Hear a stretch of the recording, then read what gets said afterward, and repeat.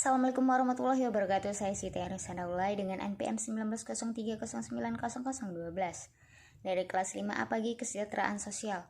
Hari ini saya akan membahas tentang human trafficking. Perdagangan manusia atau istilah human trafficking merupakan sebuah kejahatan yang sulit diberantas dan disebut-sebut oleh masyarakat internasional sebagai bentuk perbudakan masa kini dan pelanggaran terhadap hak asasi manusia. Kejahatan ini terus berkembang secara nasional maupun internasional dengan perkembangan dan kemajuan teknologi, informasi, komunikasi, dan transportasi. Maka semakin berkembang pula modus kejahatannya dalam beroperasinya. Sering dilakukan secara tertutup dan bergerak di luar hukum.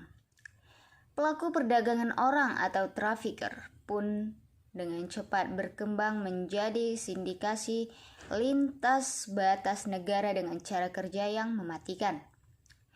Rendahnya tingkat ekonomi, pendidikan, dan situasi psikologis inilah menjadi salah satu penyebab yang tidak didasari sebagai peluang munculnya human trafficking atau perdagangan manusia.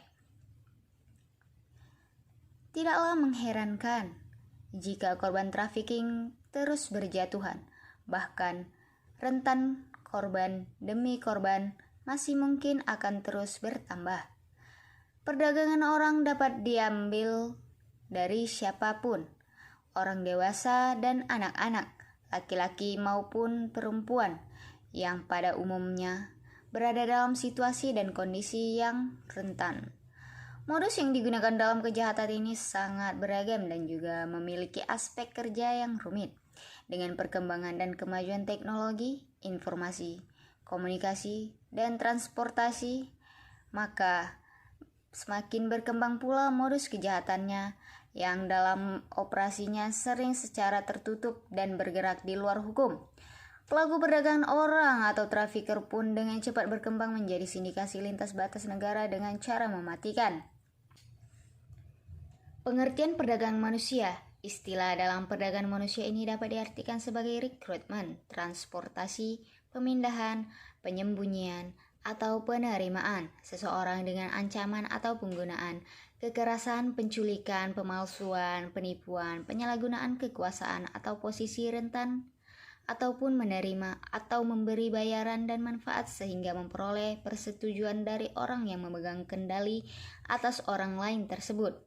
Untuk kepentingan eksploitasi yang secara minimal termasuk eksploitasi lewat prostitusi atau bentuk-bentuk eksploitasi seksual lainnya, kerja atau pelayanan paksa, perbudakan atau praktek lain yang serupa dengan perbudakan, penghambaan atau pengambilan organ-organ tubuh.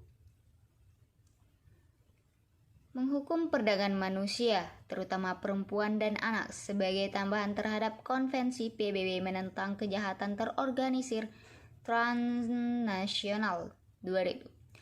Eksploitasi dalam perdagangan manusia human trafficking dapat meliputi paling tidak adalah pertama, eksploitasi untuk melacurkan orang lain atau bentuk lain dari eksploitasi seksual. Kedua, kerja atau pelayanan paksa. Ketiga, perbudakan atau praktek yang serupa dengan perbudakan. Keempat, penghambatan. Kelima, pengambilan organ tubuh. Suatu kejadian dapat dikatakan sebagai trafficking. Kejadian tersebut harus memenuhi paling tidak satu unsur dari kriteria yang terdiri dari proses, jalan atau cara dan tujuan. Jika satu unsur dari masing ketiga kategori di atas muncul, maka hasilnya adalah trafficking. Faktor-faktor penyebab terjadinya perdagangan manusia atau human trafficking. Himpitan kehidupan ini kemudian menimbulkan masyarakat untuk mencari jalan keluar dengan melakukan segala daya upaya dalam memenuhi kebutuhan hidupnya sendiri.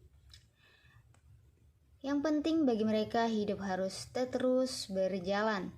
Rendahnya tingkat ekonomi, pendidikan, dan situasi psikologis inilah menjadi salah satu penyebab yang tidak didasari sebagai peluang munculnya human trafficking atau perdagangan manusia. Tidak ada satupun yang merupakan sebab khusus terjadinya trafficking manusia di Indonesia. Trafficking terjadi karena bermacam kondisi serta persoalan yang berbeda. tapi dapat disimpulkan beberapa faktor lain.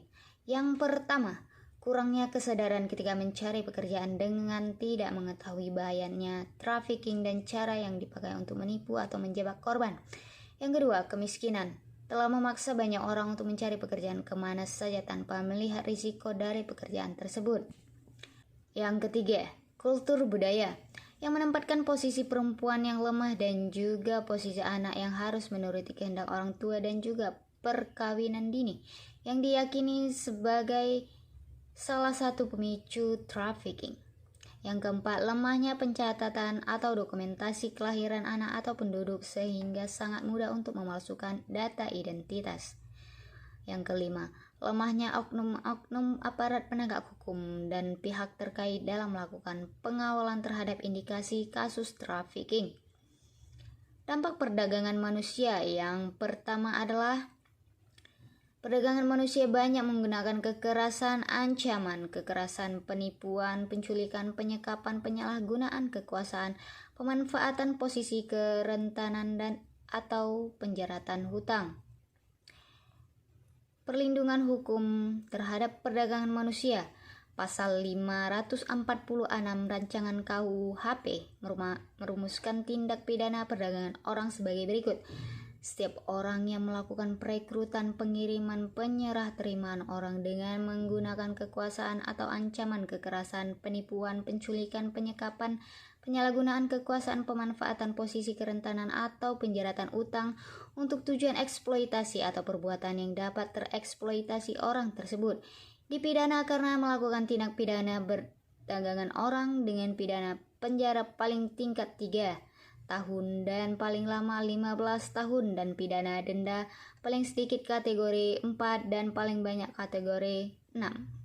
Sekian pembahasan dari saya tentang human trafficking atau perdagangan manusia. Wassalamualaikum warahmatullahi wabarakatuh.